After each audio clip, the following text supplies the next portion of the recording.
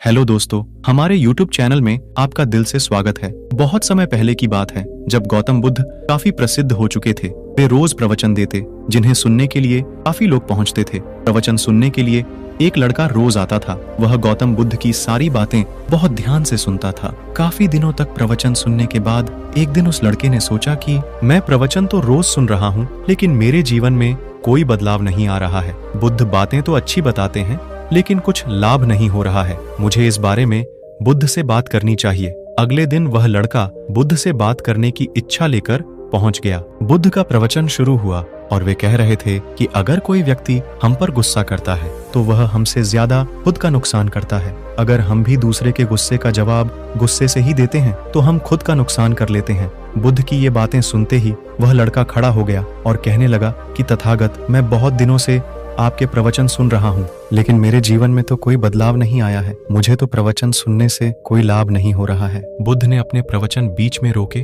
और उस लड़के की बात सुनने लगे। जब वह लड़का चुप हो गया तो बुद्ध ने उससे पूछा कि तुम कहाँ रहते हो? लड़का बोला कि मैं श्रावस्ती में रहता हूँ। बुद्ध ने कहा कि श्रावस्ती से यहाँ तक की दूरी कितनी होगी और यहाँ आने में कितना समय लगता है? उस लड़के ने बुद्ध की बातों का उत्तर दिया तो बुद्ध ने फिर पूछा कि यहाँ आते कैसे हो? उसने बताया कि मैं कभी पैदल आता हूँ, कभी सवारी का कोई साधन मिल जाता है तो उससे आ जाता हूँ। बुद्ध ने फिर एक नया प्रश्न पूछ लिया कि क्या तुम यहाँ बैठे बैठे अपने घर पहुँच सकते हो? ये प्रश्न सुनकर वह लड़का और वहाँ बैठे सभी लोग हैरान हो गए। लड़के ने कहा कि ये कैसे संभव है? मैं बैठे बैठे कहीं और नहीं पहुंच सकता, इसके लिए तो मुझे ही चलकर जाना होगा। बुद्ध ने कहा कि तुम्हारी बातों में ही तुम्हारे प्रश्नों का उत्तर है। सत्संग सुनने से तब तक कोई लाभ नहीं होगा जब तक कि तुम उन अच्छी बातों को अपने जीवन में उतारते नहीं हो। जब तक तुम अच्छे काम नहीं करोगे, इच्छाओं का त्याग नहीं करोगे, बुराइयों से दूर नहीं रहोगे, तब तक तुम्हारे जीवन में कोई बदलाव नहीं आएगा। सिर्फ प्रवचन सुनने से,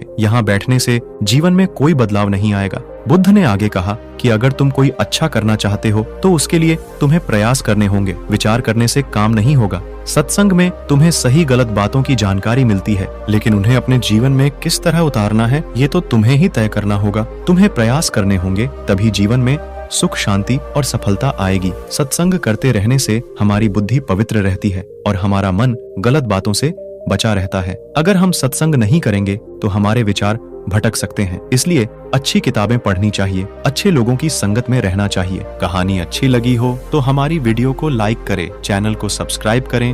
धन्यवाद।